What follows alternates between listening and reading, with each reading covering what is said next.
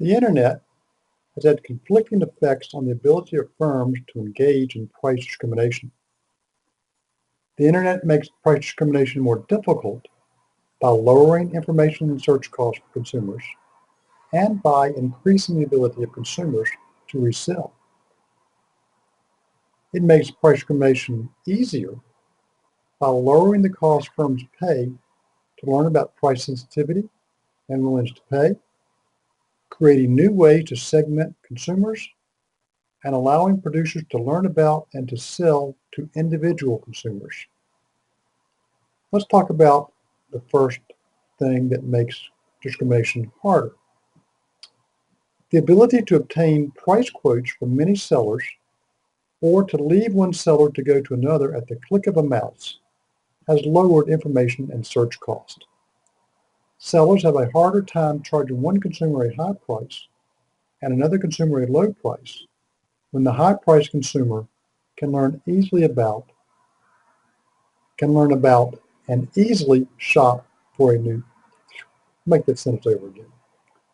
Sellers have a harder time charging one consumer a high price and another consumer a low price when the high-priced consumer can learn about and easily shop for the low price. An example is the effect of the Internet on the prices paid for new cars. New car buyers today can learn much about cost and demand conditions way more than they could 15 years ago. The ability to learn and even to shop online has reduced the extent to which sellers can engage in first-degree price discrimination because the people they would have been charging high prices to can now learn and obtain more easily the low price. Doesn't mean discrimination has gone away completely. People who aren't net savvy are probably at a disadvantage. And also the information on the Internet is not perfect. And the car sellers know better than what their prices are than the sites online.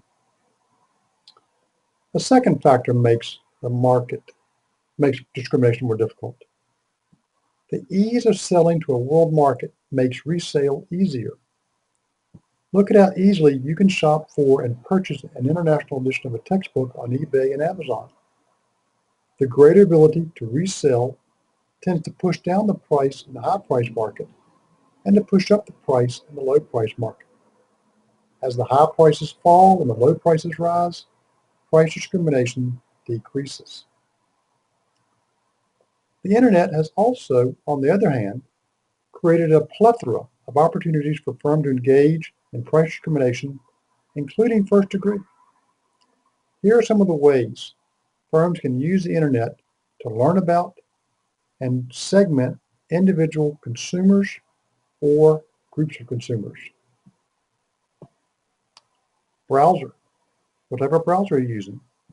The firms learn a little bit about you by the type of browser you use, and they can also use that information to segment you into different groups. Click rate. Click rate may tell them a lot about your sensitivity to price, the products you really want to have, who their competitors are, and another way for them to segment you into one group or another group. High click user, low click rate user. Browsing history, same thing. Where you been shopping? Are you price sensitive? How much are you willing to pay? What do you view as substitutes? Internet address. Where are you coming from? What's your geography? Firms know that the conditions may vary from one area to another. Are you a valued customer? That in itself tells them something. And more than that, they've captured all the information about you to date. Whenever you use that card, they're tracking your buying history. And they can even magnify that information by sending you a val pack that has a coupon that's different than the val pack your neighbor may be using. They can track exactly how you respond to $1 off on a can of coffee as compared to your neighbor who may get $1 off on M&Ms. Facebook. Oh my gosh, they can tell a lot about you. They've got programs now that are doing, text analysis to hear what you're saying about companies and firms and whether you say prices are high or low. Did it for blogs, did it for Twitter. Large companies are mining data to learn more about groups of consumers, which groups fall together and tend to be similar in their buying habits, And also, they're coming up with ways to use the internet to segment buyers into different groups. One of the beauties of the internet, as far as the seller goes, is each transaction is dealing with an individual. And instead of selling to a customer who wants to buy beer caps, they're selling to Ed Milner who wants to buy beer caps and has bought 3 in the past, and they know what prices he paid, and they know whether he shopped around before he got there. And when he saw prices, he go look at another price. They know a lot about Ed Milner, and they can use that information, perhaps, to give him a discount they would not give to another customer, or to fail to give him a discount they would give to another customer.